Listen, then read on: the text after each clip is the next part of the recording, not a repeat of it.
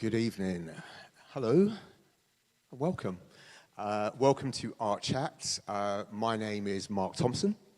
I'm Jason Okundaye. And we are here to talk to you about a digital archive that we created a couple of years ago called Black and Gay Back in the Day. Behind us today will be a series of slides with a selection of the photographs that we curated and put out on the Instagram page. If you visit Instagram and go to Black and Gay Back in the Day, you'll see an entire suite of pictures which detail and tell a really rich history of black queer life in the UK from about 1970 to 2000. So before we go in, we should maybe tell you a little bit about who we are and give you a bit of context. So Jason, who are you?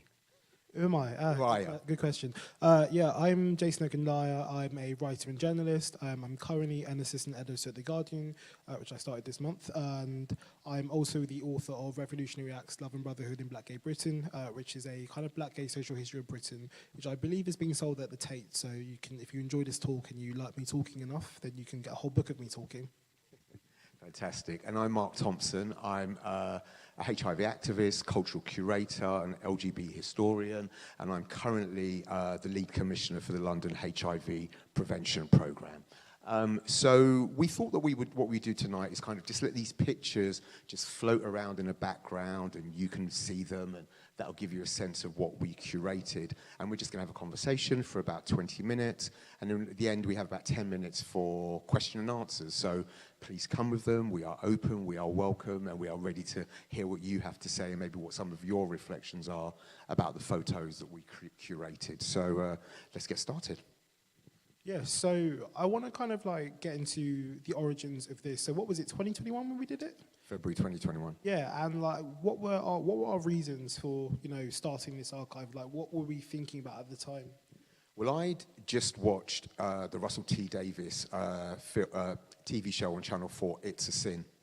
And having grown up throughout the HIV epidemic and pandemic of the 1980s, I felt in some ways, whilst it was a very rich story, it didn't actually reflect my experience and the experiences of many of the LGBTQ plus people of colour and black people in particular through that time.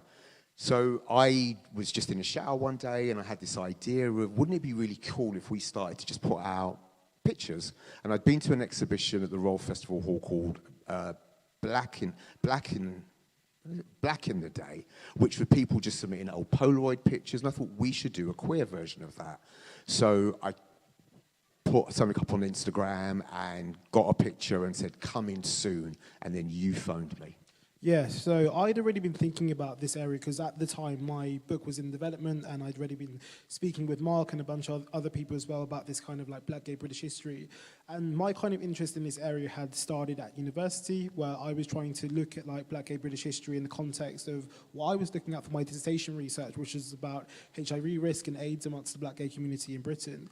And I remember just thinking, you know what, there's kind of like no results for things like in the public domain or just online in terms of imagery, in terms of text, in terms of testimony as well. And that's what had actually led me to Marc. And I remember thinking, it would actually be good to kind of like use these existing social networks to pull together resources and to show that, whether it's a young researcher or someone who is just particularly curious, that there is this incredibly rich black gay history, which is incredibly visual, but is kind of like hidden in people's attics or just like collecting dust somewhere. And I think that spoke to a kind of, I guess, a lack of importance that people ascribe to, their social lives. I think that when we went about kind of collecting photos or collecting stories, sometimes there was an enthusiasm and excitement, and sometimes there was a sense of like, oh, why do you want this dusty photograph of me back from the 1980s, or what do you care, what are you interested in this flyer for? So yeah, I got involved in the project because I just really thought like, this is something which is really exciting. It aligns with my work and my kind of interest too. And also, I was the young one who knew how to use Instagram as well. Yeah, I mean, I think your exact words were, "Uncle, I can help you do your Insta because it's really rubbish." So you really jumped on. And I think what we also wanted to do, I mean, our kind of, our aim straight away was to tell these stories. I knew so many people because I came out in 1985 and I was 16, and I knew that there was this incredibly rich history, and I knew that some of it was visual. But when I looked out at the landscape, and there's a Facebook page called Lost Lost Gay London. And when I looked at that, it was all white. It was never reflecting the people that I knew, the parties that we went to, the protests that we went to, the people we fell in love with, the people we just hung out with. And I just knew that if I started reaching out to folk, I had a box of pictures. And so we just started to reach out to people. We would literally message people who would message people and say, do you have pictures? Look behind, look in your cupboards, look in your attic. And people were so generous with the stuff that they sent us, weren't they? And it had like an extraordinary impact, I guess, on us, but also just on social media and in the media generally. Like, we didn't expect like the kind of like big response that it got at all, did we? Yeah, I mean, we exploded. I think we went from a couple of hundred followers in the first couple of days to, maybe 5, 6, 7, 8, up to probably about 10,000 now, right? And then we got this massive interest from the media. And I think that what that was telling us, that there was a real appetite for our missing narratives, that we were not being seen and we were not being recognized anywhere. Yeah, and I think, again, it goes back to that, idea of importance. If people are constantly invisible in the media, then eventually they start to think like, well, my kind of story isn't something which is going to be preserved in history. It's not something which is necessarily going to be archived. And I think that this online archive that we created, I think it really resisted that, and it inspired people who aren't just black gay people, to show that your experiences and your stories are important. You don't have to be like a famous person or a celebrity or of a particular demographic for your resources and your images to be something which can be incredibly valuable to people. And I think that definitely had an impact. I mean, people who have approached the both of us have spoken about the fact that they've then gone on to ask their parents about photographs of them when they were younger, or people have started up their own kind of archive pages looking at different kind of like minority communities or just different aspects of the past as well. And I think that has been really incredible.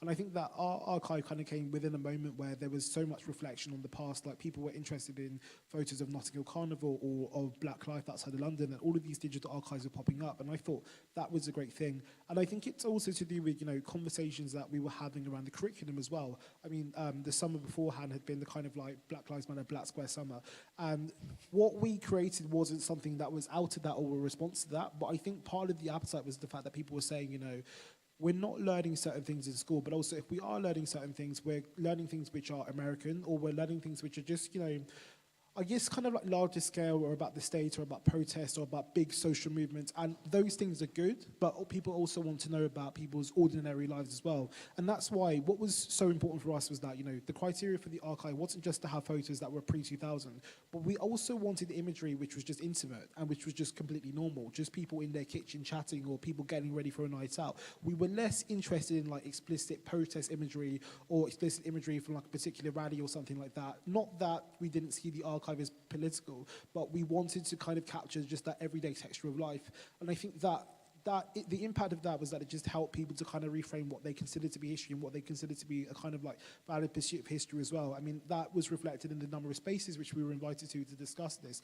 I mean, this is obviously one space where we were invited to, but we've been to like universities, we've been, to companies as well, which are looking at ways to kind of frame history or to present history to their employees, to their students, and things like that. And I think that has been a really big. I think that's something that we have really definitely like influenced at a number of institutions as well through this archive. Yeah, I mean, absolutely. I mean, I think that it has really whetted people's appetite to engage and look at Black queer history.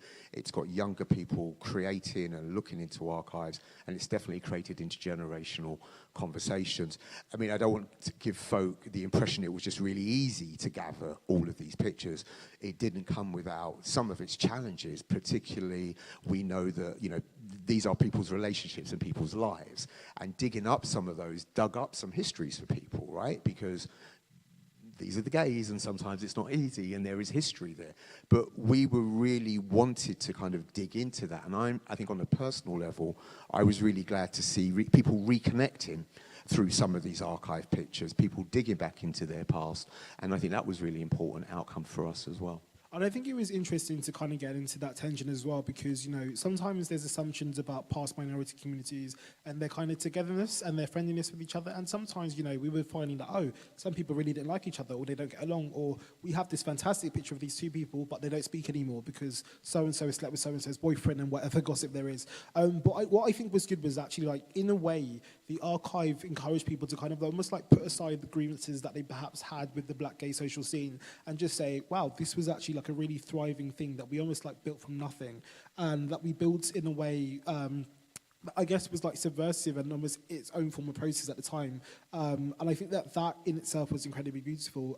So it was really touching to see that there might have been photographs of people who had passed away. Some of them in really unfortunate circumstances due to AIDS-related illness or due to dying by suicide or something like that, and to see people in the comments to say, oh, I remember this person and I really love this person, or this is just, some kind of quirky thing that I remember about this person. Like, it's really moving to go through the comments. But it was also quite moving to see, some people just actually being happy to show photos with their ex-partners. I mean, I delete all photos of me and my ex-partners, but if for archiving purposes someone would need to bring that up, I guess that would be, an incredibly valid thing and an emotional thing to work through. I mean, Marc had something with his own ex-boyfriend, and how did he respond when he saw that? Yeah, I mean, I was just thinking about, also about the kind of the impact of this, because one of the first pictures that I put up was with me and an ex-boyfriend. This is on here, yeah, in 1992. And then about 3 or 4 weeks, I got a call from him, and he lives in San Francisco. And he's like, I hear my pictures up on the internet. What's going on? And friends of his in the United States had seen it. So again, and he was really proud and really pleased. And actually, that picture now features in, I think it's Key Stage something or the other in social history. So I'm loving that the kids are seeing Black queer history in their books as well. So it has that impact. One of the things I think we could talk about as well, Jason, is that we chose Instagram. We did it on a social media platform. I know why we did that. Why do you think it was important for us to do it in there? I think the accessibility, and Instagram, is a space which people of all ages are on, and it's not hard to kind of get on it and to see things and to access things.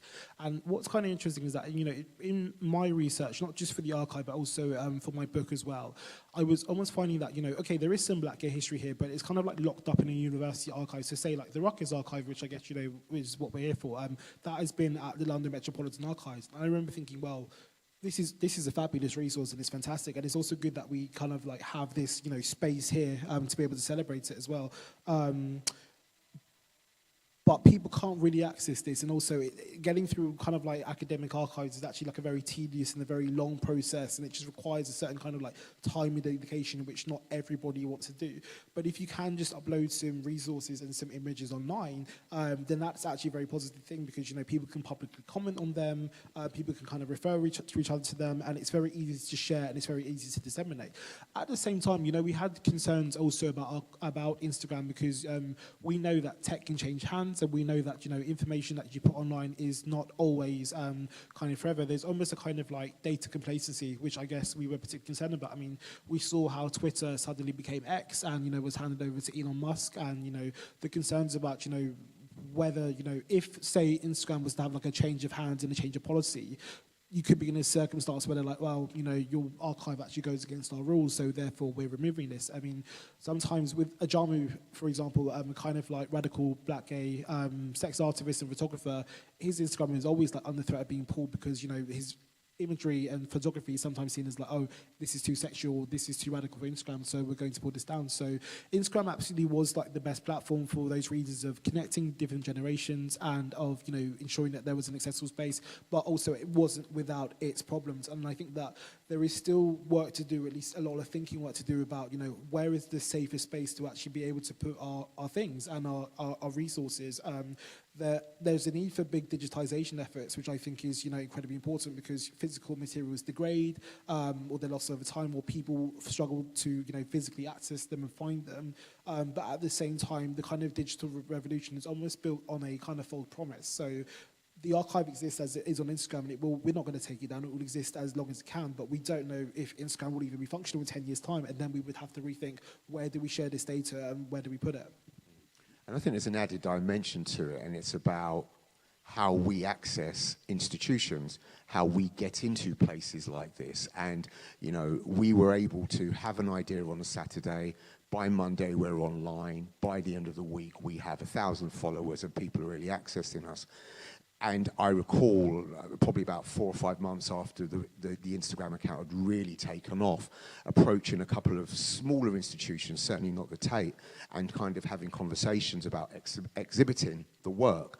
And there were so many hoops to jump through. It was really, really difficult for us to do this, to bring this into the public domain. So there are lots of barriers which kind of, I mean, I get the process, but there are lots of barriers which can hinder this kind of work, particularly for marginalised communities, particularly for black queer folk who don't have the resource or the connections to get into spaces like this. Would you not agree? Yeah, I agree. Like, not everyone knows how to write a funding application, or not everyone knows what the process is going to be to jump through those institutional hoops to be able to get their things made or to get their things produced. So, again, like, social media did seem like the easiest thing. All you need to do is sign up and start posting things, and that was enough. And we always said, you know, people always said, you know, oh, what do you want to do with the archive? What's it going to be? And we were always like, do you know what? If this is just something which exists online and people look at it and people enjoy it, then that's enough. It's beautiful for people be able to see, you know, people of colour pride in the 1990s, or people to be able to see the kind of like black gay house parties in Brixton that were going on,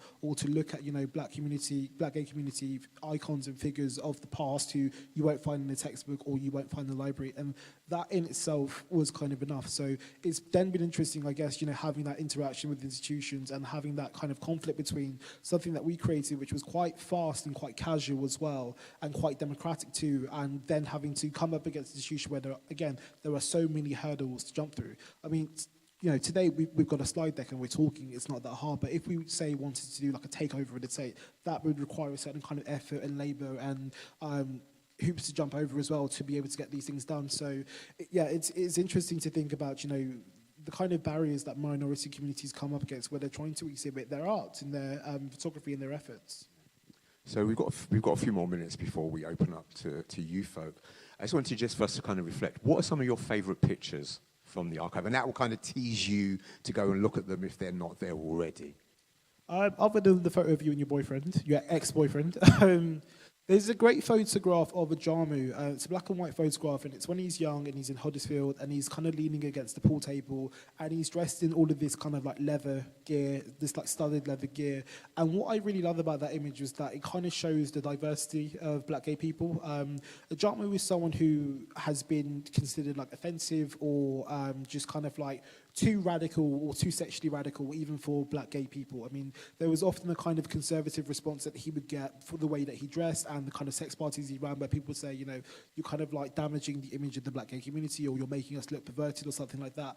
And I think it's so kind of powerful to imagine him just being in Huddersfield, in this place which had a kind of like West Indian community but was predominantly white, just walking through these towns and these streets, just dressed in leather and fetish gear. I think that in itself is incredible. And I thought it was a great example of a kind of black gay history which was outside of London as well. I mean, Ajamu has not dropped that northern accent. So, yeah. Or the look. Yeah. So that's definitely one of my... Yeah, there it is, yeah. What about you, Mark? Mine was a couple of slides before, and it's the Big Up Volunteers in 1995. So Big Up was an organisation that I founded, which was in a direct response to the HIV epidemic, and it was set up to produce and provide culturally appropriate support and advice to black gay men around HIV. And I absolutely love that picture because very often during the pandemic, during the epidemic, we only see pictures of death and disease and illness, and this shows Black Boy Joy. It shows community and it shows men coming together to respond. And I always look at that picture and one reflects on how young we really were. Most of us were no older than 24, 25. But many of those men have gone on to do amazing things in the community. So I look at it with joy, but I also look at it with kind of like, yeah, we built something and we continue to strive and to grow. So that would be one of my favourites. But there are several in there, and I really would recommend you go and you have a look at it. So we have spoken quite a bit, and we are now going to open up the floor. And the lovely Sydney there has a microphone. If you have questions, and yeah, we'll take any questions or comments that you might have. There you go. Fantastic. Firstly, I'd like to say thank you and congratulations for doing the work and for your role at The Guardian. It's amazing. Thank you. It's amazing to see you doing this. I haven't actually been on Instagram, but I'm hoping that somewhere you've got some archives of me and my friends. I can see some people up there that I know, such as Dirk and Ted Baker-Brown. But I just wondered, do you have negative responses too when you put up somebody's image? Somebody might say, I don't want to be that out, because things have changed so much. Thank you. I don't think there were negative responses that we got directly. That's because we were very strict about consent with the images. So if someone submitted an image of them and someone else, it was also like, is this person also okay with this? Like, could you check with them? Because, you know, we don't want to kind of get into a drama. But it is an interesting question, though, because, you know, when you want to kind of talk about a black gay community, as you say, there are some people who might have been out and proud in the 1990s. And to be blunt, some people actually got to a certain age and said, fuck this, I don't want to do this anymore. Actually, this is not my life, and kind of changed.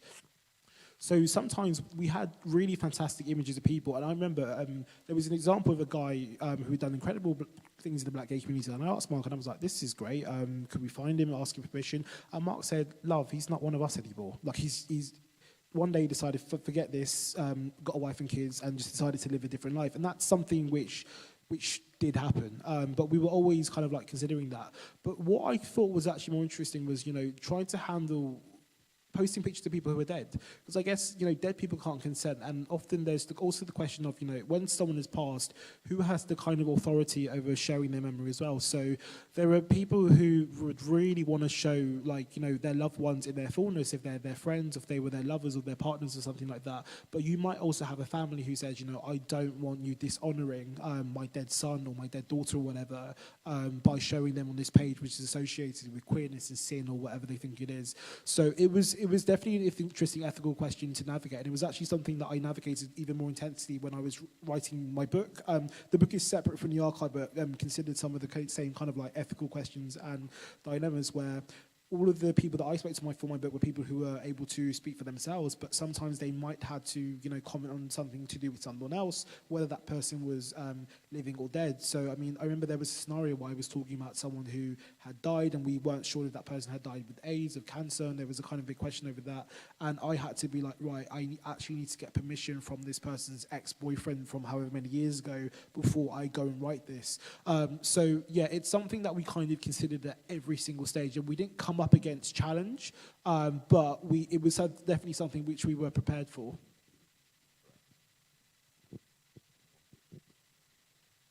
Any more questions? Don't be shy. Thank you. So obviously this is kind of post 2000s, but a little bit late 90s. We've seen like people like Saul Nash is a good example, kind of embrace a lot of like black British music and combine it with their queer identities. In his case, specifically like jungle and grime, even though those are kind of communities that probably wouldn't accept a queer person like him, like on the whole, generally.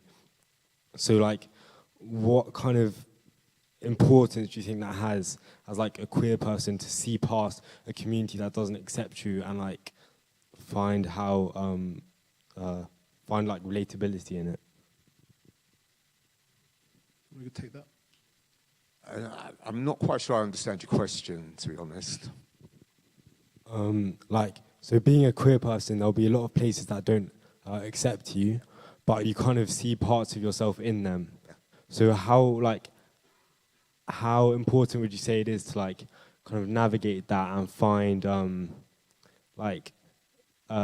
acceptance in the fact that a place that you find yourself in won't accept you? Okay. I mean, I think there are plenty of places where we as queer people don't find ourselves accepted. And I think I think for people of colour, there may be particular spaces, so music scene, etc. So if I think about from an African Caribbean experience, bashment, some of the ragga music that came out, we find a way. right? We find a way because we find joy in that. And those are the things that we have grown up around. These are our touch points in our life. So they're very hard to just let go of. My advice is about finding safety in there. And I think as we evolve and develop as a community, as a people, more of us are creating that ourselves and throwing our queer lens onto it. So we have queer bashment artists, we have queer grime artists. So we lean into it and we find safety where we can. I'm not sure if I've answered you properly. Yeah. All right.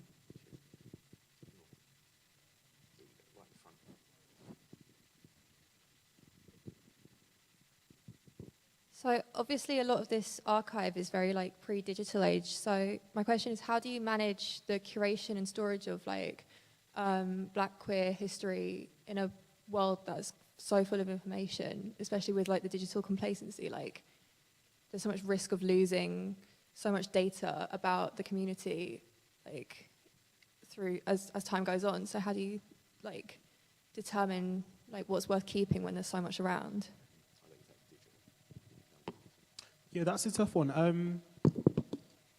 Yeah, curation is... Yeah, that's a question that I've thought about a lot. It's actually a question I thought about more with the book that I wrote and less with the archive. I think with the archive, we kind of like took what we could, basically, and we were actually a bit less fussed about, so we were curating in the sense that we wanted particular kind of images. So we wanted kind of like disposable camera photography mostly. We mostly wanted images which show people in casual situations. We were a bit less interested in like studio images and things like that. We wanted things which showed community, and I think we were quite confident in being that selective because we thought, these are things which are especially vulnerable to loss, and they kind of show like an organic, there's a kind of organicness to them as well, which I thought was really essential. And with curation also, we kind of asked people to, attach a particular story to the image. So whether that was like eulogizing someone, or if they were remembering a really good nightclub, or a queer centre which used to exist in a certain part of London or the UK, that was quite important. But what is interesting is when you were kind of like pursuing history in this area, and I'm going to talk kind of like broadly in January and not just about digital archives or about books or whatever, there is a kind of almost like pressure, particularly when you are from a minority community, to represent everything and to say, I'm going to throw everything in here because our history is so like fragile and vulnerable to being lost. But at the same time, you also want to do the work of curation, right? You want to do the work of storytelling, and actually you want to focus on a very specific line of inquiry. And I think that people should be confident to do that and to understand that, you are still preserving by doing that. And actually you create something which is more valuable and more accessible, and is actually going to be like celebrated more when you actually try to make it something which is specific, where you actually try to like thread a narrative throughout it, rather than just trying to kind of like throw absolutely everything in. So I had this question when I wrote my book. So my book is about Black gay men in Britain, but actually it's very specific. It takes a very specific patch of South London, which is Brixton. It talks to just 7 men and asks them to tell their stories. In some ways, that's a restricted method, because I could have spoken to 100 older Black gay men and gotten their experiences and tried to get something down. But actually, I think I would have written something that no one would read, and it also wouldn't have depth of experience and the kind of texture which is actually necessary to tell those much bigger stories too. So I think that is an interesting question. There's the negotiation between like representing as much as you can, and also maintaining that kind of like artistic integrity and that story integrity. And I'm personally very in favour of actually like leaning towards that side. In terms of what you deem important, that's going to be personal and depend on your objectives.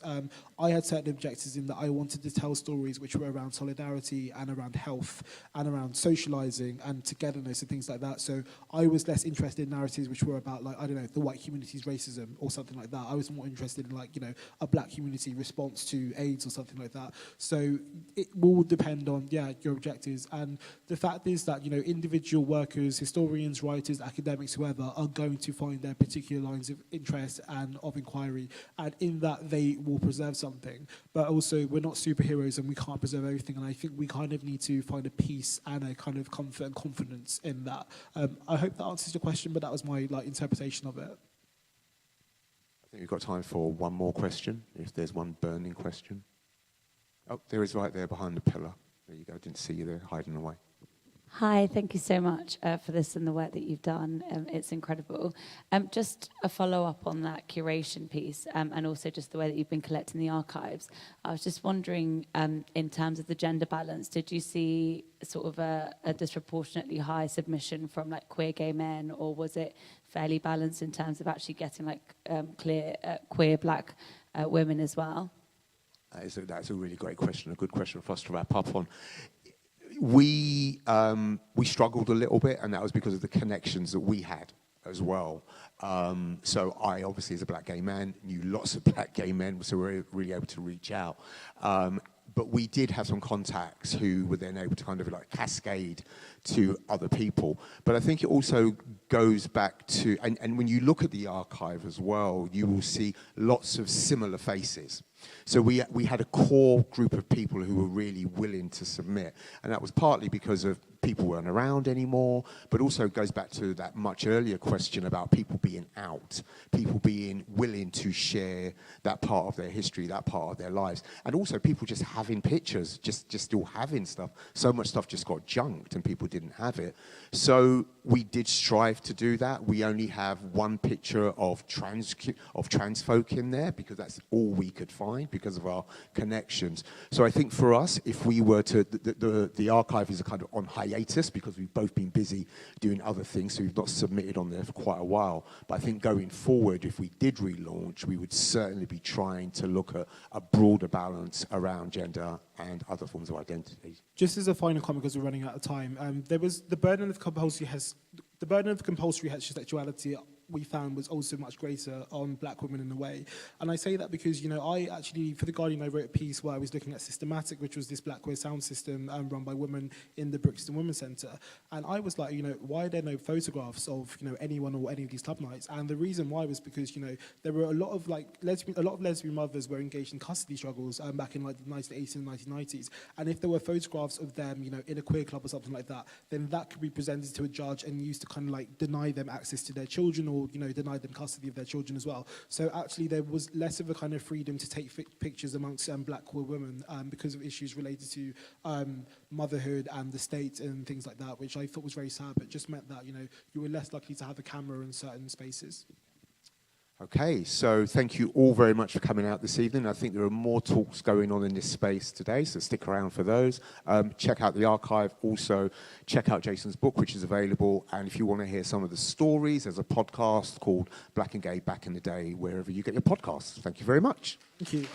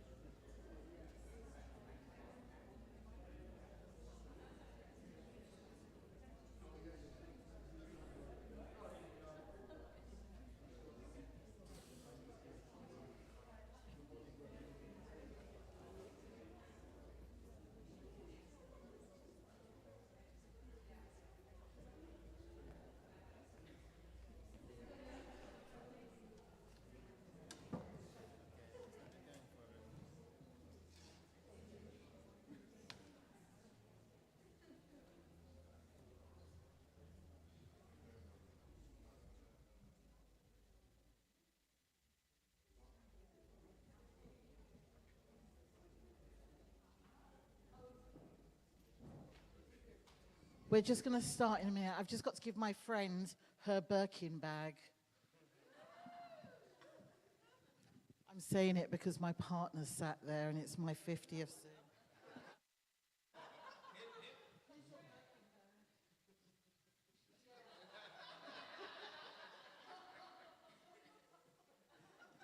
And she calls herself a socialist.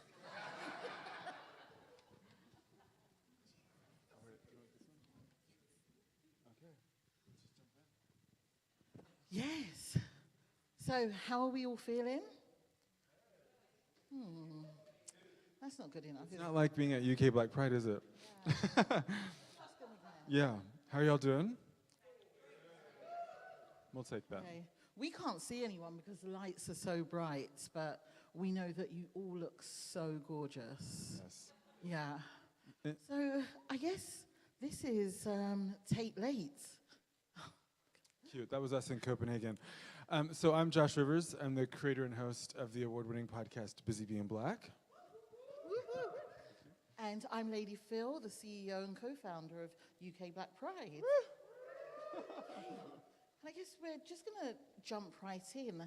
We're here at the Tates, and of course, this is one of these beautiful establishments that not everyone finds accessible or can access it, but this is a free show, so if you've paid to get in... It's going to Phil's Birkin. Yeah.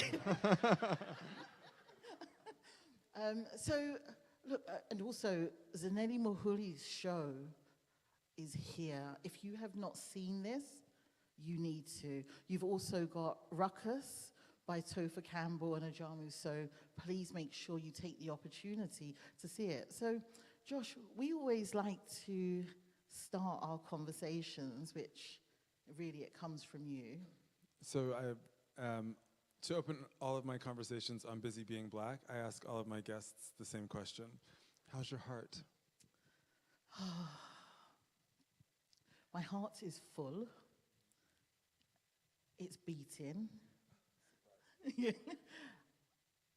And I feel warm. I feel quite joyful about a next journey that I'm going through.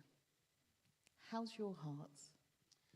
My heart is pensive, I think, reflective. I'm really happy to see Dwayne, who I haven't seen in quite some time. And when I see and experience Dwayne, so much comes up for me, so much goodness, so much safety, so much protection, so much joy. So I'm reflecting on what it feels like to feel that, if that makes sense. But I'm also thinking about like our relationship to this building, because I don't know if any of you had a chance to experience From a Place of Love, which we did, UK Black Pride did with the Tate during the pandemic. And it was a series of conversations and events, and we were having this kind of really wonderful conversation about Zanele Muholi. Was this during the pandemic? It was. Okay. I was like, trauma, time warp. Yeah, in any case. And it was just this really, it felt as if it was one of the first times that UK Black Pride's communities have been invited into Tate Modern in this way to have a conversation about the queer black art on the walls. And that just felt really powerful, and I felt really glad to be part of that. So I want to say thank you for letting me do that on behalf of UK Black Pride. Thank you to you. He's so modest, and, you know, he's come wearing way too many clothes, but... As usual. So modest, but, you know, what people don't realize about this amazing young man is that when we met, the first time we met, we sat down and we were in... Turtle Bay, I think. Okay. Yeah, it stays here. Okay. I said, I'm going to take you for some lovely Caribbean food. Then I took him to Turtle Bay. And we sat there and we just like kind of held each other, and we spoke everything from ancestors to, you know, spirituality to, we got a little messy, a bit of gossip as well. But it was, what I can say about you is that you are genuine and real. And it's always a pleasure to be in conversation with you. It's a pleasure to hold space with you, and it's also a pleasure to call you chosen family. You know, we're living in a world right now which is just on fire. There's so much happening: Palestine, Lebanon, Congo, Sudan. So whenever I see you and connect with you, it kind of makes me feel like you've got me. Yeah. That feels good. Yeah. And I do. I've got you. Yeah. What role do you think? Jump right in.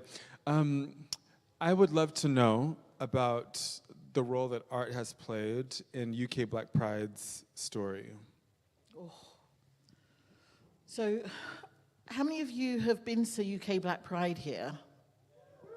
Yeah? Okay, so UK Black Pride is not just a pride celebration.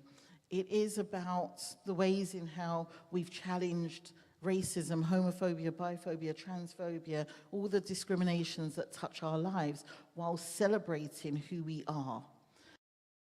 When arts and culture, we are the arts and culture. We make things happen. We are creatives. We have got a playwright.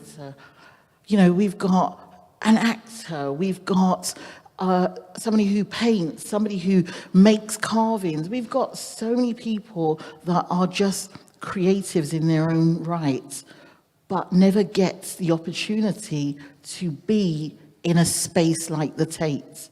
So UK Black Pride was created for the reasons of, yes, challenging all of those discriminations that touch our lives, but it was created so we could see ourselves in our own image, that we could enjoy who we are unapologetically through the arts, through singing, through dancing, through so many different mediums that just is joyful. But I want to ask you though, so let's, you know, this is a question that I was thinking about, and you know, we haven't staged this at all because we really just want to have a free-flowing conversation. So do also think about any questions you might have for Josh, not me, Josh. We're here, and this is about us trying to find joy, right? But also trying to think about our platforms and the platforms we're part of, the groups that we're part of, intergenerational conversations. You have a podcast, Busy Being Black, under Black Fruits Media, and you have had so many amazing speakers, well, guests, so many amazing guests. What has the intergenerational discourse taught you, and what do you continue to learn from it? I think what's been the genesis of Busy Being Black is in intergenerational conversations. It was conversations with you, with Marc Thompson, with Rob Barkley. Like, there were all these incredible, Campbell X, Topher Campbell. All these incredible queer Black age mates and elders, you know, were supporting me through a very difficult time. And I was receiving all this incredible wisdom about healing, about accountability, about forgiveness, about how we keep showing up against the odds. And I thought, it's not fair that we have to be brought to our knees before, like, we get this amazing type of insight and wisdom from our communities. And so I decided to start Busy Being Black and capture those voices and that experience. And it's really snowballed since then. One of the more enduring themes, I suppose, is what Jafari S. Allen would call the long 1980s. So I feel a deep sense of grief about that period, even though I'm not old enough to have lost anyone during that time, but I do feel a sense of longing and grief and loss. And so being connected to people like Marc Thompson and to have conversations about the roles that internationally our ancestors and elders played during the HIV/AIDS crisis has been really incredibly, like, transformative for me. It reminds me that I'm part of I have an inheritance that I have to honor, right? And one of those points is around the ways art was used as a form of protest. I have on the back of this arm, I think. It's Milk, Honey, Liberty. Is it this arm? Yeah. And that's from a Essex hemp. I was like, I don't know if you can see that, but there's two tattoos on my arms. It's from Essex Hemphill's American Dream or American Wedding. I give you promises other than milk, honey, and liberty. I assume you will always be a free man with a dream. And so we've got a generation of Black gay men and women who are no longer here, who wrote themselves into the future, right? Who gave themselves to us as they were dying. And then they're connected to those who survived, including myself, right? So to be able to curate and create a space where those conversations and those lives can, come alive again, is really powerful for me. I feel really proud of that. Do you want to talk more about your other tattoos, especially the one on, not just so you can show off your muscles, but the one on your hand? Oh, I thought you were going to ask me to show the one on my butt. I was like, Phil. Although this is 18. It's not that kind of I do have a huge tattoo of 3 guys having on my bum, but that's for another day. That's for my only. So on my hands, it says, these healing hands make fists too. And I'm an Aries. And there's a wonderful poet in LA called Bay Davis. And she says, never forget that these healing hands make fists too. And I was like, I'm going to get that tattooed on my hand. And I did. Yeah. I love it. Thank you. Well, I don't have any tattoos to show you, To show, yeah. I'm just large and voluptuous and a scorpion, by the way. So I'm not sure that everyone will know the tremendous amount of work that you've done outside of UK Black Pride as well, which I always think it's worth laboring. So not only has Phil helped build up UK Black Pride for 20 years, coming up to 20 years, as she's been doing that, she's also been working with LGBT human rights activists across the Commonwealth, across the African continent. And I'm really keen to understand from you about the ways you're seeing artists like Zanele Muholi, that's not Zanele Muholi, that's Lady Phil, how the way that you're seeing human rights defenders utilize and deploy art in service of their liberation. Yes, so, Zanele Muholi's art has spoken volumes across Africa, not just West Africa, but also over the world, right? And I think when you see their art, which tells a story and depicts the history and her story and their story of their mother, their grandmother, their family, their chosen family, it's so, so powerful. So the human rights defenders that I work with, or that I'm in service of around the world, you've got, let's take Tonga, for example. I was in Tonga last year with a group called TLA, Tonga Elitist Association, and they are the longest running LGBT, but mostly trans organization. So every year they have a pageant for trans siblings and sisters that showcase themselves, and they call themselves the arts. They are the art. They come out dressed to impress. They make me look like I'm not even trying. They are absolutely stunning. Then you've got, not Botswana, Namibia, Diverse Association Group, which every year they also hold a bit of a showcase to talk about decriminalization, but also people who are painters, who are spoken word, who are poets, who are so many different things, and their art speaks volumes to, I guess, the struggles, the history, again, and who they are. Then you've also got in South Africa, I think that, of course, that's where Muholi is from, but you have got many different artists that have come through the ranks, actually, of Muholi, like Lesotho, Faces and Phases, where you may see that downstairs as well. And for me, in a climate where people are fighting for their lives, when they are literally trying their hardest to survive, not even thrive, but to survive, they are creating. And they're creating movements, arts, they're creating culture, they're creating so much whilst facing criminalizing laws.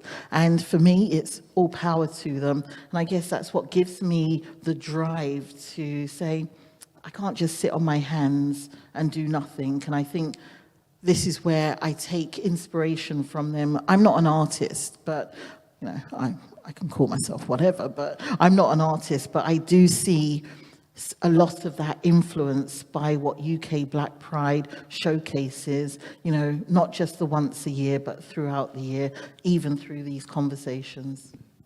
It makes me think of this 2 conversations I had on the podcast, one with Elijah McKinnon, who runs OTV over in the US, which is a platform for diverse storytelling. And Elijah understands their mission as part of OTV to support the creative vitality of artists. And so when Elijah's talking about what that means, like what does it mean to support that creative vitality, it's understanding that there's a reason why more diverse stories aren't being told. There's a reason why more of us don't have access to spaces, places, resources, funding, what have you. And that it's not enough just to open the door, right? If we are committed to diverse storytelling, diverse perspectives shared through art, what have you, that we then have to provide around those people the nurture and the care and the resources to allow them to thrive in that practice. And we're not just talking diverse, like what you hear at work, you know, people want to tick a box. We're not just saying, oh, because you're a woman, oh, because you're trans, oh, because we're talking diverse through an intersectional lens. Yeah, and I think what's super interesting is when we get beneath the kind of dominant understanding of like what diversity means, it's in this room, right? It's in our friends group, it's in our family. And so there's some really beautiful and urgent and necessary stories that people are telling through diverse art forms. And so this idea that we can find ways to create and sustain the vitality of our artists is what really energizes me. I think that's so exciting. And the other conversation was one I had with Mikel Lewuna, who did this incredible photographic, has this kind of incredible photographic practice where he has developed this kind of proprietary technology that allows him to like paint black people and then shoot them in the dark and they kind of illuminate like the cosmos. And built into this practice is Mikel's research into the roles that queer black people played in West African cosmologies. That we weren't just accepted, we were exalted. That we had a very specific role as gatekeepers, and not like white gatekeepers like you cannot come here, but gatekeepers is in like we protect the gates between the physical and the spiritual worlds. And so this kind of anointing, right, utilizing art to anoint us again is also something I find really thrilling. It's why I love Wangechi Mutu. Have you seen Wangechi Mutu? Raise your hand if you've seen Wangechi Mutu. Oh, I'm so excited to talk about Wangechi Mutu. Okay. So Wangechi Mutu is a Kenyan artist, and she's so thrilling. Where do I even begin? But basically, she has all these incredible like sculptures and mosaics and collages that deprioritize the human form. Mm-hmm. So when she was showing at the Hayward Gallery, she was part of the Afrofuturist exhibition. I walked in, and there was like this clay, hooved like antlers, wearing like a leather jacket or something. And I was like, yes, what is the allegiance to the human form? You know, it was so thrilling to me. And this, you tell he's excited. What a nerd. But that's what I think, our artists could get to, right? That really invigorating approach, that really challenging approach to like what it means to be human. And just this very idea that if queer black people and black people more broadly are not human, right? If anti-blackness renders us disposable, if renders our lives discardable, then who can we become if we're not wedded to this form? So that was a bit of a, I was like skiing all over the place. Do you have black queer art at home? I do. I have pictures that Dwayne has taken. I have pictures, I have Darkwa, covered in, I think they're tulips. Yeah, Really? and I've been gifted some art from our queer Arab friends as well. It's beautiful, yeah. Yeah. And I have Josephine do. Baker as well. I'm talking, I do. So, Yeah, tell them about your self-portrait. which one? Sorry, no, what? Ladies and gentlemen, Lady Phil. Which one? I have black, well, I don't even want to call it black. I call it African art at home. So my partner and I, we've just moved in together. She is so lucky. I mean, she really is. I'm so proud of her. Yeah. And we've got all this artwork, and it's just beautiful. So we've got paintings of Audre Lorde, of course, and James Baldwin and others. But I have lots of carvings, and they're African carvings. And my mum tells me that I can't call them black carvings because when she came to this country, she didn't understand being black. She understood being African, and that's where the carvings come from. One of them is by a queer person who I don't remember their name, so I apologize. But it sits there, and it's a mask. And this mask is about the unveiling of who you are, and keep on peeling back the layers, peeling back the layers, peeling back the layers, because they couldn't be free to be who they wanted to be. And then when you look in the inside of the mask, it has their name, and I'll see their name, and I'll remind myself, inscribed in it, and it just says thank you. And it's a thank you to themselves for allowing them to show who they are.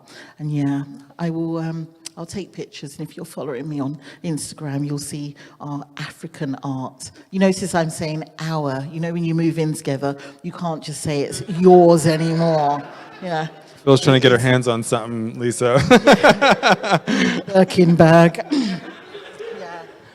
Anyway, look, because you know what? Time's running on, and we realize that we've only got 30 minutes, and Josh has been speaking for 20 minutes non-stop without air. And we did say that we want to give an opportunity for some questions, but let's just sort of close this out, because we wanted to sit here and be joyful, and we hope that you've been able to laugh. But what's next for Josh Rivers, and what is bringing you joy? I'm bringing myself a great deal of joy at the moment. Come on. Yeah. Come on. I feel quite proud of myself. I'm, as you well know, I can be pretty hard on myself, and I'm kind of always like trying to evolve into something else, and like quite fast. Like I'm ready to change right now. And I keep like bumping up against myself in a weird way, right? And so over the past few months, or most of this year actually, I've just kind of surrendered. Like maybe I don't need to beat myself up every day. Like maybe I can just be nice to myself. And I don't know if you have done this before, but when you stop talking to yourself like with cruelty, and instead I practice kindness and pride and self-affirmations, and I'm listening to my body a lot, and sometimes my body wants ice cream, and I let it have ice cream, and sometimes it wants a really vigorous workout, and I let it have that too. And so there's something that's happening at the moment where I'm like really ready to experience pleasure and joy and intimacy, unmedicated. Like I want to experience life head on. And I'm proud of myself because it's difficult, right? It's hard to choose to live life in that way. But I elect to do it. It's my choice to do that. And I'm very proud of myself for that. And I'm sorry, I should have started with this. Lady Phil obviously brings me a great deal of joy. Don't. It's not about me. It's not about me. What's enchanting you at the moment? Ooh. Apart from the Birkin bag that I was just holding. Yeah, it needs to be already in your life. Yeah. No, not a dream. Course. But I want to answer what is bringing me joy. What's bringing me joy is that I've managed to let go of some heavy weights that were around me. that were pulling and tugging and riding on my coattail. And where I'd kept them around me for so long, I got used to just doing for everyone and doing for them. So what's brought me joy is letting go of them in order to let in newness. And letting in that newness has meant I've allowed myself to open up to be loved, to understand what compassion, kindness, caring, joy, hope, being inspired, feeling empowered, feeling beautiful by letting in my new partner, by allowing myself to just be loved. I thought, I'm 50 and yes, I look so good. Yeah. Yeah. Again, for those at the back. Yeah. And the fact that I am just giving the ancestors all the glory that I have, that was the ancestors, see? There's always a sign, always a sign. Giving the ancestors everything that I have and thanking them for guiding me on this particular journey, helping me let go of things and helping someone so beautiful and amazing to enter my life and show me what it is like to be loved unconditionally, because I'm not easy. You know that already. That's a trap, yeah. That is a trap, yeah. So yes, I'm enchanted by love. I didn't think that it would happen. Yeah. If you believe in yourself enough and know what you want, you're gonna make it happen. Oh no, everyone's too young. Yeah. But look, Josh, we've got 4 minutes and, 2 black people on stage. We want to show you that we can be on time. Oh my gosh, look at my white comrades laughing at that joke in the front. Hey. Allyship. So, look, we've got 4 minutes for questions.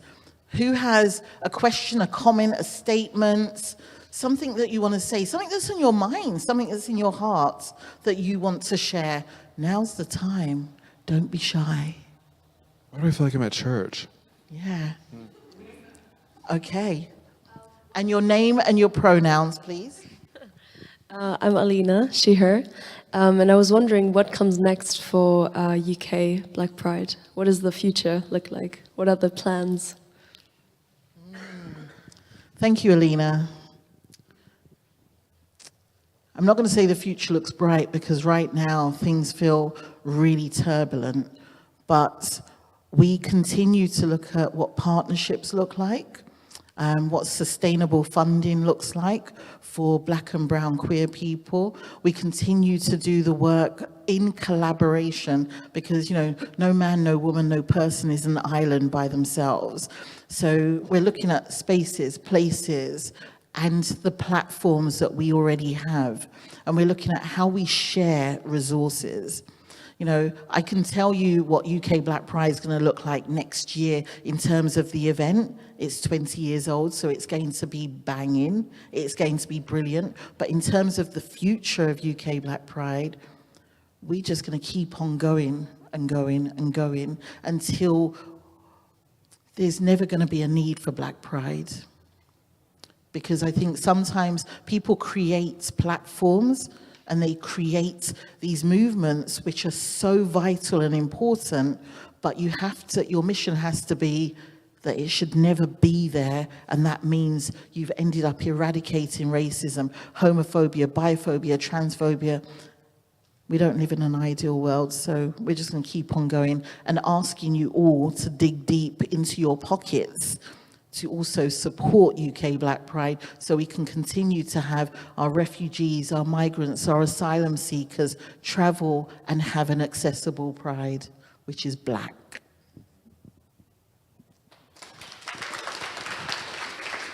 So, are we allowed to get one more question? Yeah? Okay, so, or comment. Thank you, Alina. Oh, look at this, they're all shy.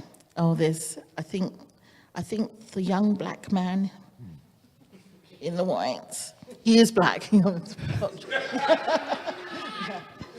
More of a statement, just thank you for the work that you do and the healing that you offer. I feel like every time, me and my people every time we get the privilege to be around you in your presence, hear you speak, hear you share your knowledge, your life experience, I feel like there's just a part, it's just healing, so healing in the truest sense. So thank you for that. Thank you, Joe.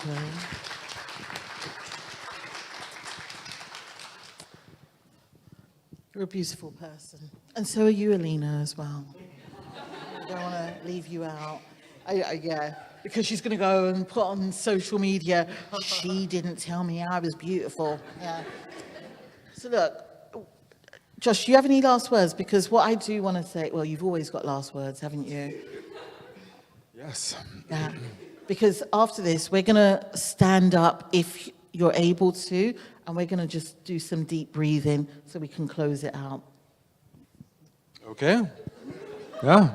This is a brand new behavior, Phil. I've embraced love. I was like, what is going on?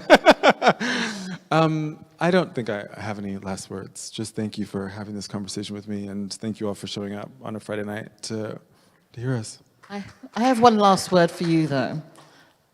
Just, I love you. Oh, I love you too.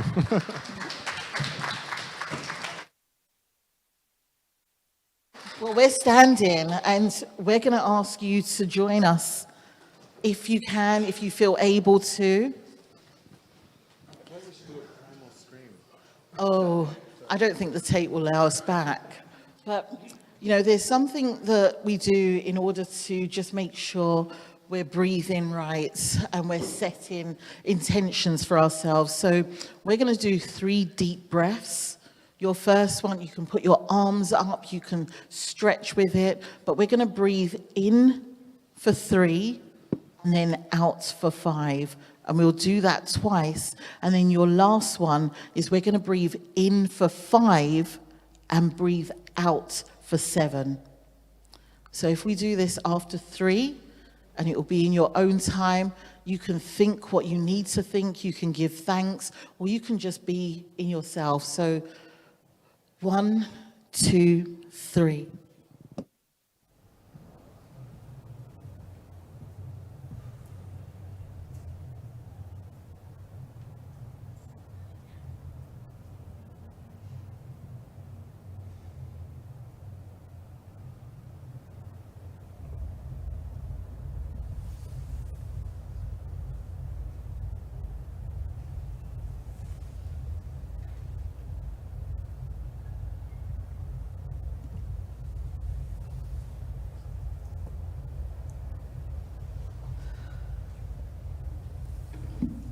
Thank you.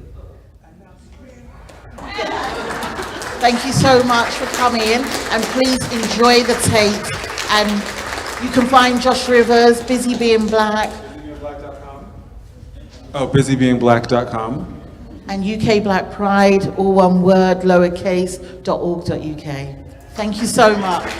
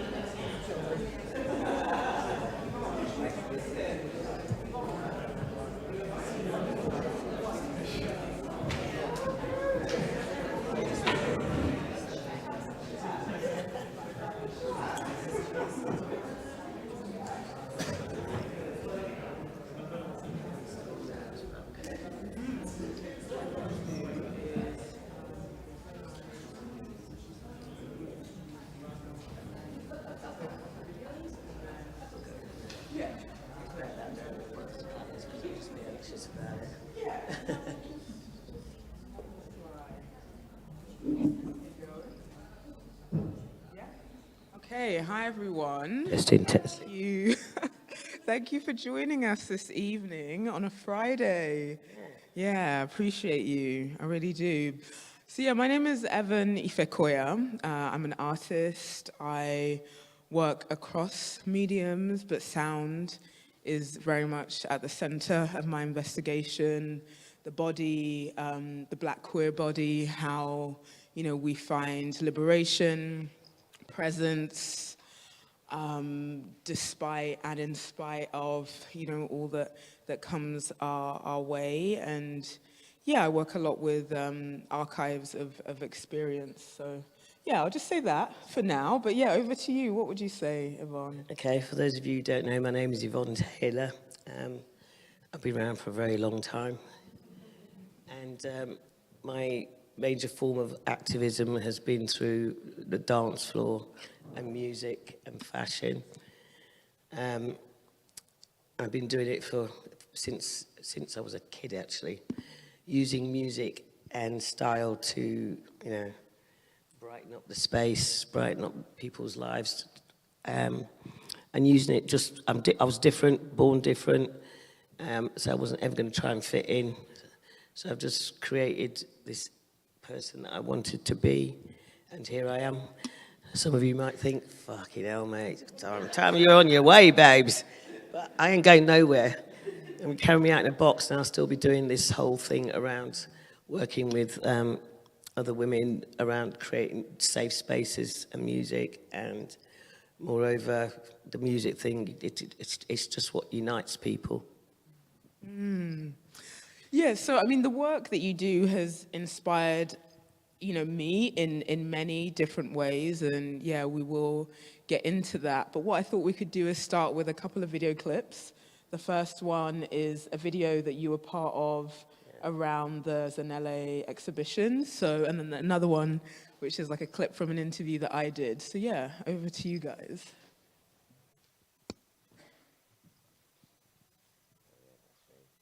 I'd been coming to London since the 70s, and I'd noticed there was this kind of like major segregation, and I wasn't really seeing black people other than in Brixton or Tottenham. I wasn't seeing them in clubs in the West End or bars in the West End. So I kind of decided to use my activism to do what I do best, which is to kind of like throw really cool parties for people that, nobody wants to throw cool parties for. So when I grew up, there was no community. There's a white gay community, which I kind of wanted to be part of, because that's where the spaces that existed in. Yeah.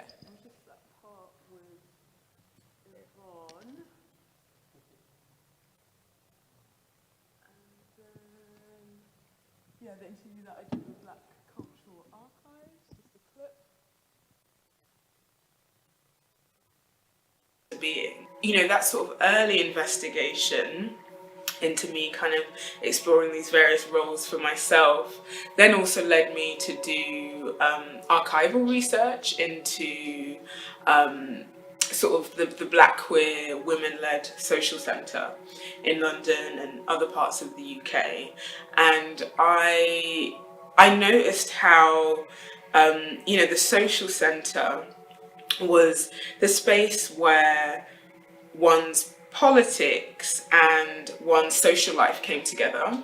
So that meeting point has become kind of a point of inquiry for me, the space where our politics and our pleasure come together.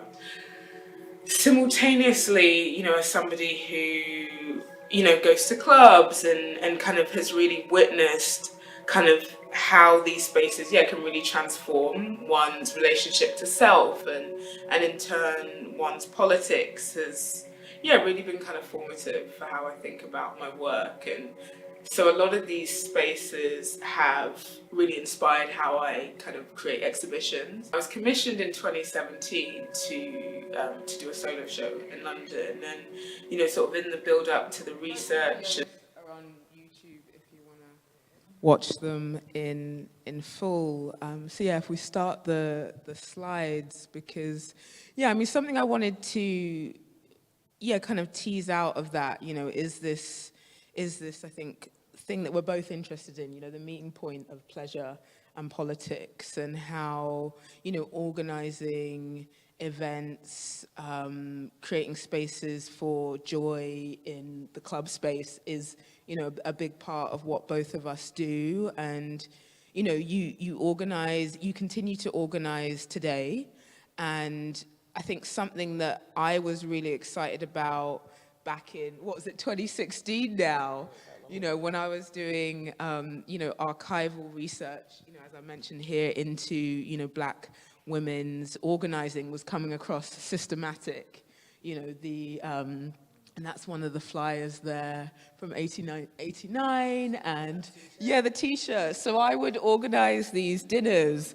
at my place, and you brought one of your t-shirts, and learning about projects like that was really exciting for me, knowing that we don't need to reinvent the wheel, that actually everything has already been done. I don't know, for me, that's actually really liberating somehow.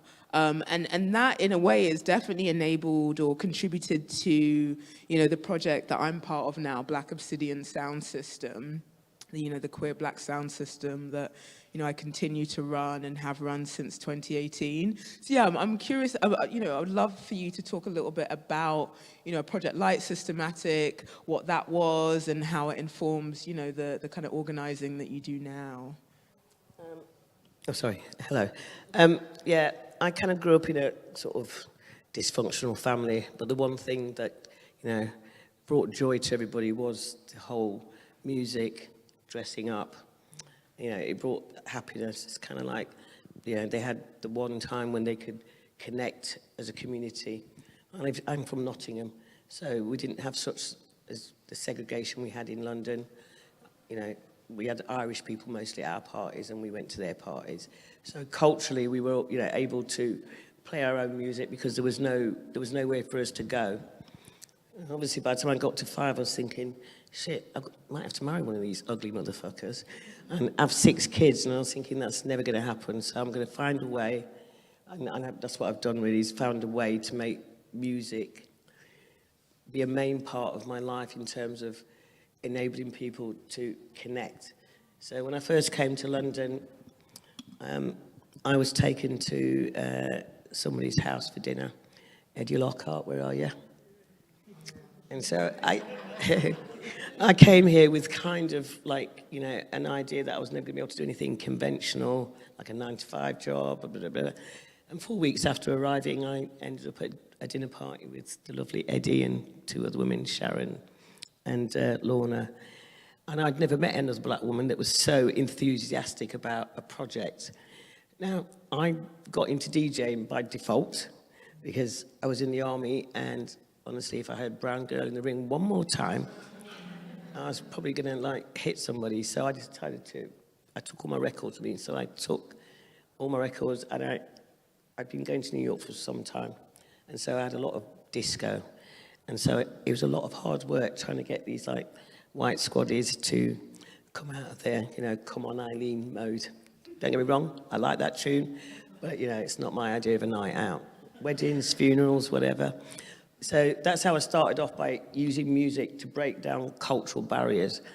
And the idea that, you know, as a black woman, you know, the DJ thought it was appropriate to play the one, you know, Buffalo Soldier or something. And, you know, the whole brown girl in the ring was just a bit irritating. And so I just kind of took over. Got a bunch of squaddies from up north, you know, doing dancing to disco, you know, Sylvester and the likes. And so that kind of infused me. So it's almost like, and then I became very popular. And then when I came to England, just before I left the army, I commandeered a barracks, an empty barracks, and they were telling me that I'd got to stay there with 5 other people. So I just made sure I got a key for every building on that site. And so I run a club in Guildford on this barracks. I used to get about like 180 women. I don't even know where they came from. But, you know, there was mostly army women. And I did a proper little club. And then I came to London and met Eddie. And the stories continued from there. So, you know, we both, well, it was Eddie's concept for this night. And we came up with the name Systematic. And from day one, what can we say? It was a hit. And I think at the time, it was being held in the South London Women's Centre. And effectively, it was kind of like they had these political meetings and stuff like that. And so in the end, we became the sound system that kind of, if you were trying to get women to come to a women's centre to talk about politics, then you needed to have Systematic in the room to kind of, you know, help spread that word. And it worked. I mean, it did work. You know, at the time when I arrived here, certainly for a lot of black lesbians, you weren't able to be out. I was out, because my family knew, so that's all I needed to care about, and so was Eddie. And so, but, you know, we provided this space for a lot of lesbians, black and white, but moreover, we provided a space for a multitude of different types of lesbians. And I think at first it was a bit difficult, you know, having these people in a room together, but they eventually caught on. And so, you know, we had this room of a definitely eclectic crowd of people, Southeast Asians, you know, Caribbeans, Africans, you name it, Irish people, you know, the Rebel Dykes, all in this room.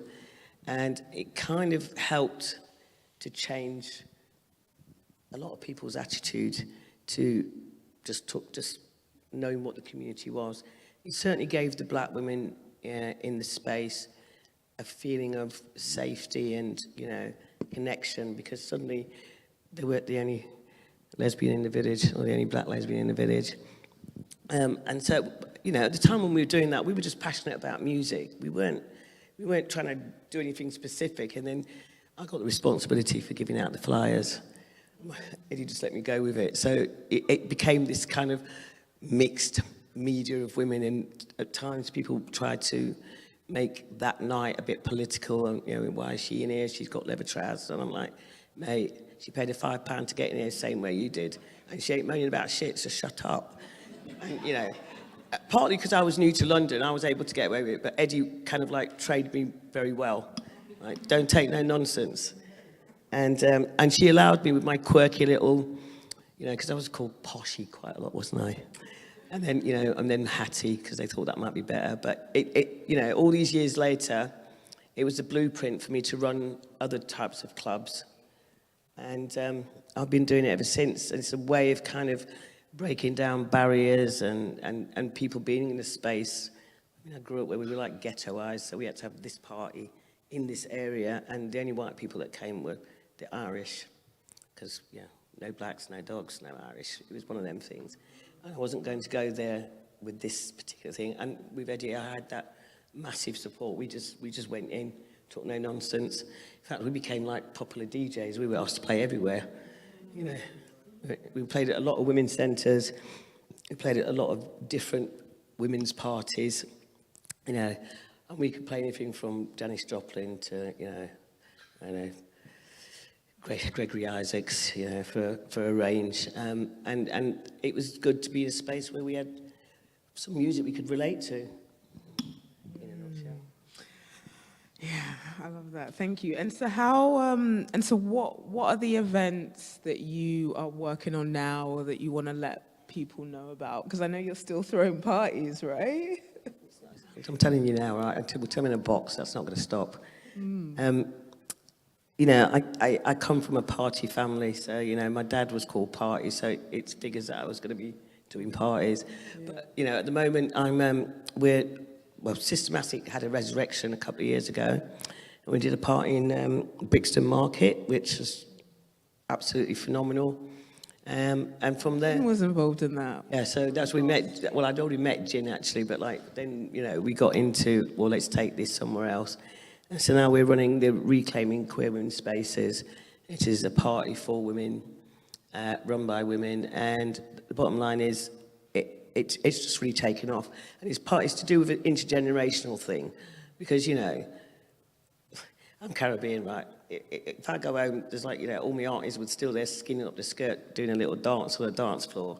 And you know, we grew up with, like, different generations of women being around because there were so few of us, and now there's more of, you know, women of colour, and it's like, actually, when you go home, I know some of you are going to be home there, you know, in the Nigerian party, whatever it is, you know, flinging 2 steps with your family, right? And then when you come out, it's like it's either this or it's either that. So the Reclaiming Women's Spaces is run by Systematic, Night Dykes, which is Jin, which has been a real learning curve.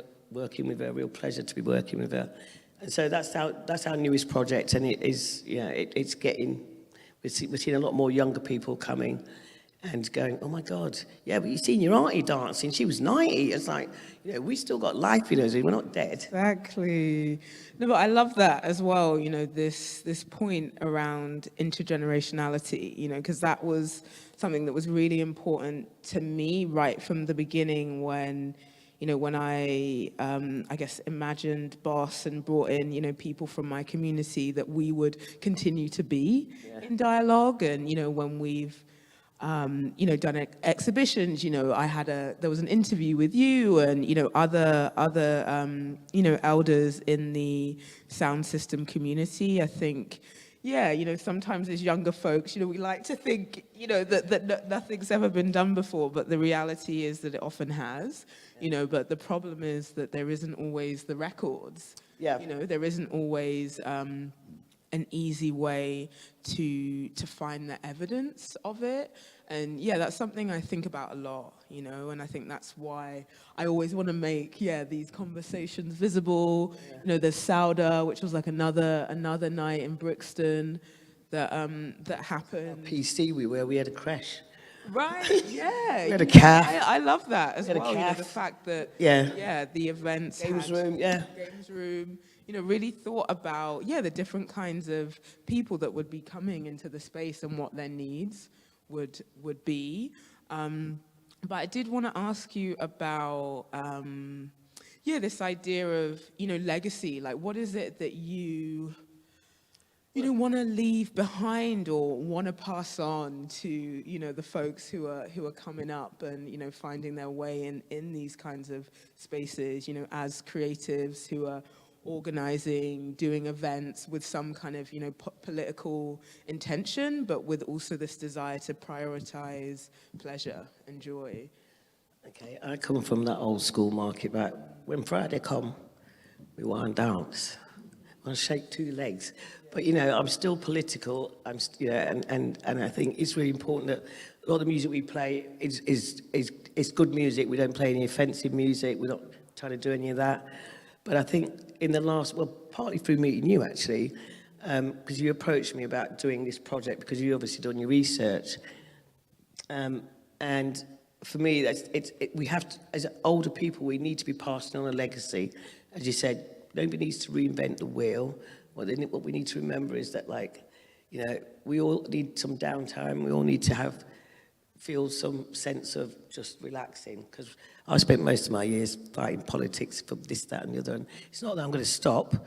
I'm just found another way to make people kind of connect, even if it's only for the 4 hours of the party, but like usually what happens is people connect. And I think that's a legacy that I will always want to leave. I mean, that's what we wanted to leave. We didn't set out to set up a legacy. We just set up to just have some downtime and some in a space. And I think, more and more younger generation are starting to realise that actually you just didn't come out of university and, find yourselves. There were people doing those groundwork from way back in the day, and mostly through the women's centres or house parties. But it worked. It helped to build our confidence, and be part of a community. I think she's trying to shut us up now. Yeah, I mean, we can definitely open up to questions. Yeah, because we could definitely keep chatting, but yeah, let's open up to questions if there are any. Have we got any questions? Or comments, responses? Anybody knows? Yeah, she's got a mic for you. Yeah. Do you want to take a mic? Yeah. Thank you very much. Thank you very much for holding this event. As somebody who started Systematic alongside with Yvonne, Sharon and Lorna, I'm never going to get those women. It had to happen for somebody like me who was born in London. I ain't going to tell you how long ago, even though I look young. Yeah, something had to change. Something had to change. And I had the fire in my belly, for those of you who've read it in The Guardian or Crack magazine or online.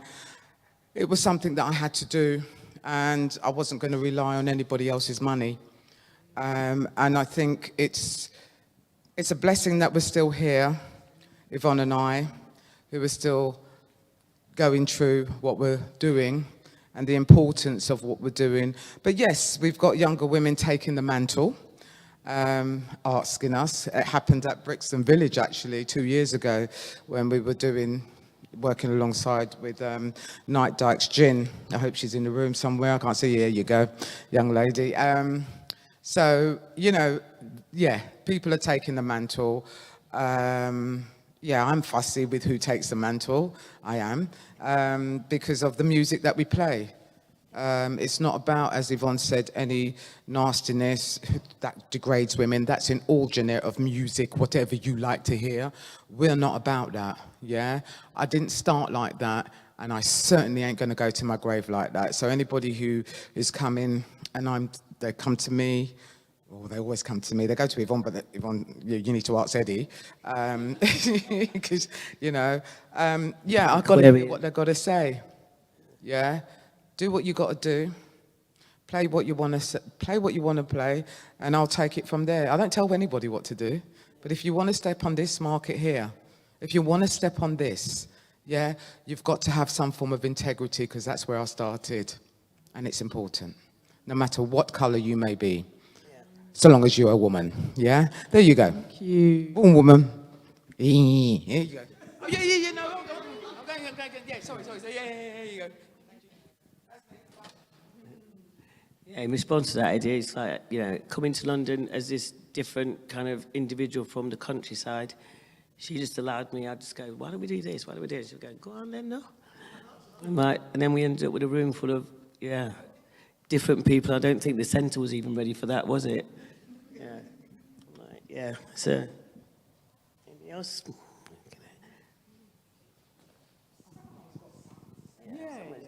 I have a question. Or two questions, if I may. The first one is, I think you referred to having a resurgence in Brixton. And my first question is, what made you decide to do that at that time? Kind of what provoked that resurgence? And whatever provoked it, I lied, 3 questions. Whatever provoked that resurgence, did you find it? Did you achieve it? Did you feel like you got there? And my original second question is, I'm a woman who mentors women younger than me. I know I'm young, but you still kind of do it continuously. And you kind of create a world where they can do things that you couldn't do, ask for more, demand more, be more. But when you see it happening, it is kind of jarring, this kind of how dare you do this to me? But you also simultaneously created the space where they could do that, and you have to let go and allow that. Have you ever experienced that? Kind of what allows you to be able to go, I created space where you could be the things I couldn't be, and I can kind of surrender to that. Do you ever experience that, and what allows you to be able to allow that to happen? Well, Sorry, but like Eddie, the happiest moments of my early life were about the music and dance floors, and then when I came to London, I was going, oh my God, everybody's undercover. It was like, it was a time when like being anything to do with queer was like you were going to get your head done in, but like we both walked tall, we owned ourselves, we were proud of who we were, and that permeated down to younger people that were just arriving on the scene, coming from other parts of the UK, trying to find their feet. And that's kind of what spurred me on and has kept me going, because I kind of go, breaking down some of the barriers, some of that work, some of the best work that's been done has been done through dance floor culture.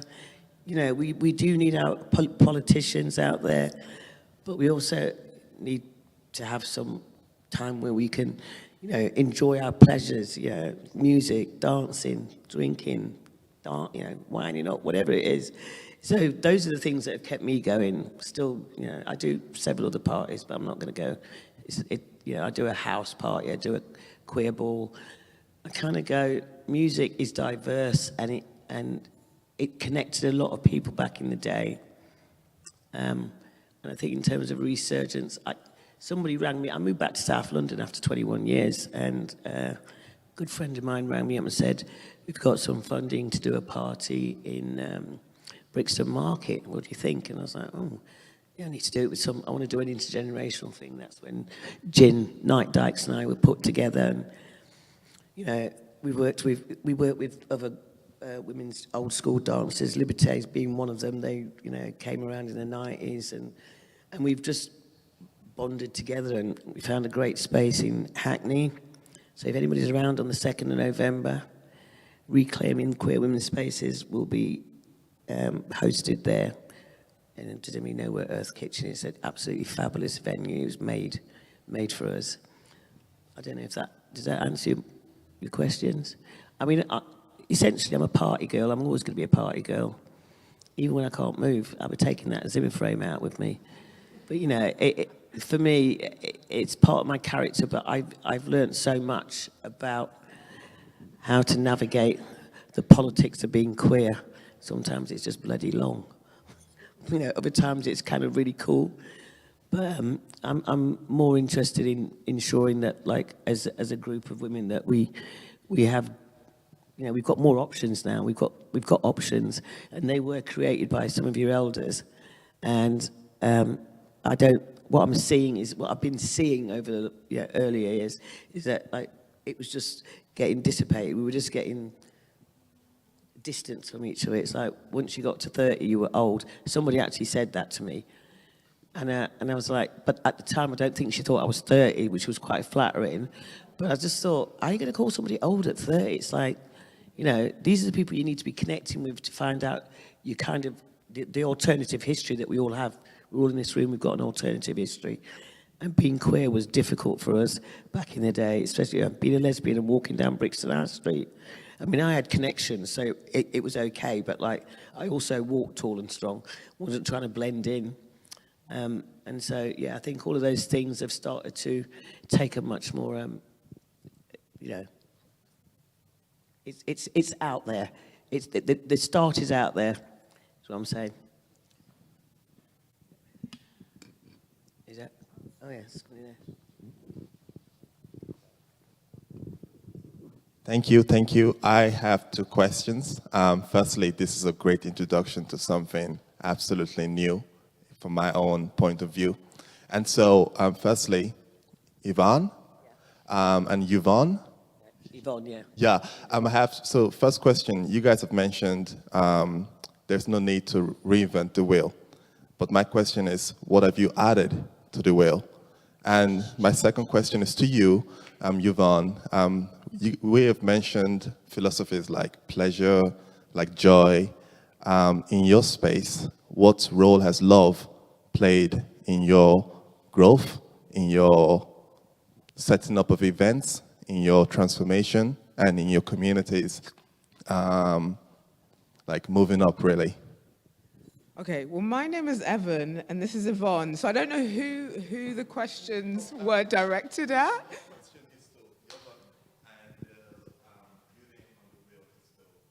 To me, yeah. Okay, so the wheel, the wheel question, what have I added to the wheel? The wheel is a perfect, invention on its own. I don't need to add to the wheel. It's more about how do I encourage the wheel to keep turning, rather than creating a new one.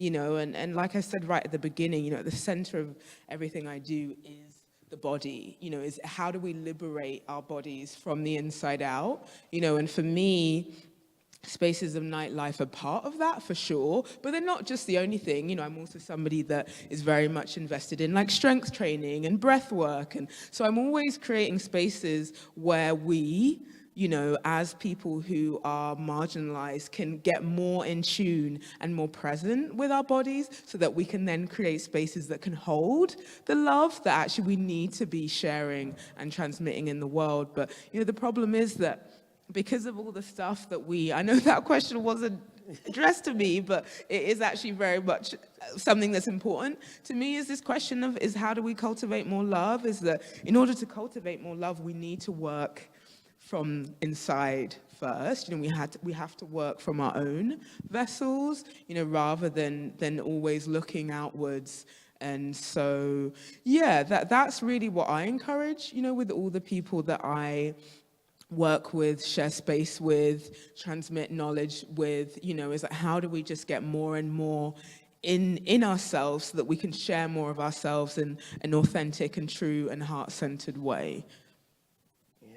Just to add to that, I would say, I've evolved in lots of ways through that whole promoting cultural events, parties that I've done. And each party that I do is evolved in terms of, what am I creating the space for? So I do a club called Sunday Happy Day. It's been going for about 18 years. And it's a mixed club. It's a house club. It's very sexy with the people that come. Because I believe that, if you're doing an event, then, the people that are doing the event need to be, like, oozing with that love. They need to be getting you into that space and making you feel that space. It's kind of really what I like to do. It's not about money for me. It's always been about when you leave the event that you've just been to, that I've put on, or, a group of us have put on, and you're still smiling on Wednesday, then, we've achieved something, and... just creating spaces that, a whole dearth of different people can find their space and their love, their inner love. Does that answer your question? Yeah. Amazing. Yeah. Oh, you have a. I think we could take one more, right? Okay. What are the key components for a great fucking party? Yes, this is. I would say that that comes from the people that are putting on the event. They need to be coming with the love, and that love permeates through the group. I don't ever remember having any kind of fight, dispute, lager louts, any loutish behaviour at any of my parties ever. And I've been doing cultural events for 40 years. It's kind of like it starts from the top, permeates down. People come in, they know who the promoters are. They get a sense of what this is about and feel connected to it. I like to party, but there's a lot of clubs I wouldn't bother setting foot into. I'm gonna have to get over the drunk. I'm gonna have to get over some angry person. It's not what I do. My stuff is always about, if you're coming in to be on that dance floor, you should be able to come on your own and meet other people, like-minded people that are happy and are kind of generating, that kind of flows in the club. Yeah. Does that answer your question? Thank you. Yeah, I would just add to that, because I know you want to finish, but for me also, I listen to all kinds of music, but a night, I really want to hear a DJ, a selector who's really thought about and really considering the journey that they want to take somebody on with the music. Regardless of the genre, I just want to feel like you're taking us somewhere. Exactly. That's important to me. Yeah. But yeah, thank you everyone, and thank you Yvonne. Thank you all for coming. And Eddie as well, thank you for all that you do. Without Eddie, there'd be no Yvonne.